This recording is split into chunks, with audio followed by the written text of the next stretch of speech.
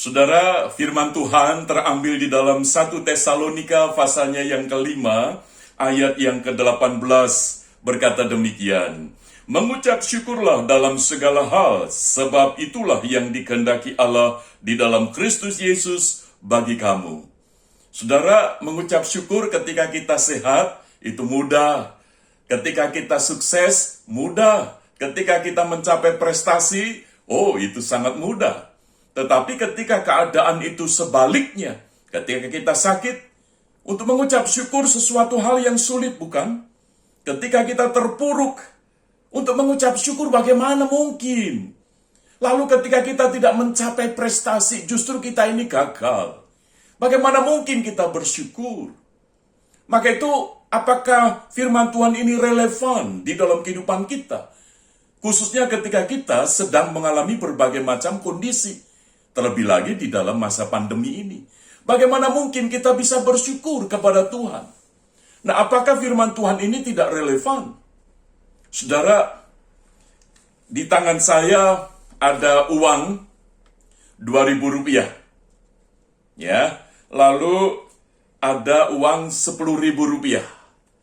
Kira-kira kalau saudara diminta untuk memilih, tentu kita semua akan memilih uang 10.000. Mengapa? Karena nilainya lebih tinggi daripada 2.000. Tetapi, kalau kita tahu bahwa di balik uang 2.000 ini ada nempel uang 100.000, ya, tentu kita akan berubah, saudara.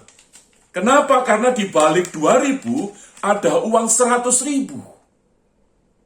Saudara, ini memberikan sebuah ilustrasi, gambaran, bahwa betapa kita ini sulit untuk mengucap syukur di tengah kondisi yang tidak mudah. Tetapi justru firman Tuhan mengajak kepada kita, supaya mengucap syukur. Bagaimana mungkin di dalam kondisi sakit, dalam kondisi terpuruk, dalam kondisi gagal, kita bisa bersyukur. Seperti uang 2.000 itu. Saudara, kalau kita mau memilih selalu pingin yang 10.000 karena nilainya itu lebih banyak. Tetapi di balik 2.000 rupiah itu ada uang 100.000. Saya percaya ketika firman Tuhan mengatakan mengucap syukurlah dalam segala hal karena itulah yang dikehendaki Allah di dalam Kristus Yesus bagi kamu. Ada penyertaan Tuhan di dalam hidup kita. Sehingga di dalam kondisi yang terpuruk sekalipun, yang tidak baik sekalipun, penyertaan Tuhan itu lebih berharga dari segalanya. Maka itu, mengucap syukur. Mengucap syukur bukan supaya kita ini diberkati Tuhan. Tetapi kita mengucap syukur karena sudah diberkati oleh Tuhan. Paling tidak, berkat yang paling besar adalah di mana kita telah ditebus di dalam Kristus Yesus. Kita diberi kuasa menjadi anak-anak Allah. Dan kita hidup di dalam penyertaan Immanuel, Allah yang menyertai kita. Maka bagaimana mungkin kita tidak mengucap syukur?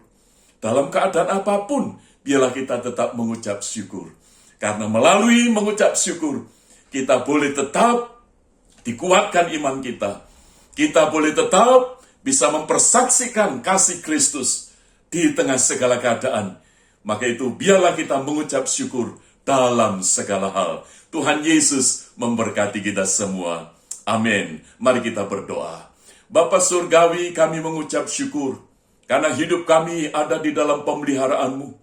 Hidup kami yang telah ditebus oleh darah Kristus dan kami diberi kuasa menjadi anak-anak Allah.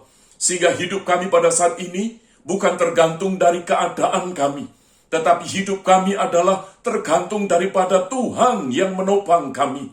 Sebab janji firman-Mu ya dan amin, di mana hidup kami disertai Immanuel, Allah yang berkuasa di sorga dan di bumi itu yang menyertai kami.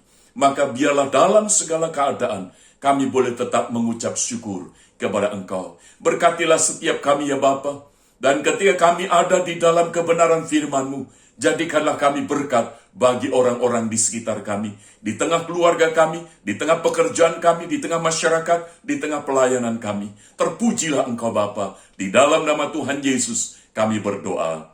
Amin. Tuhan Yesus memberkati.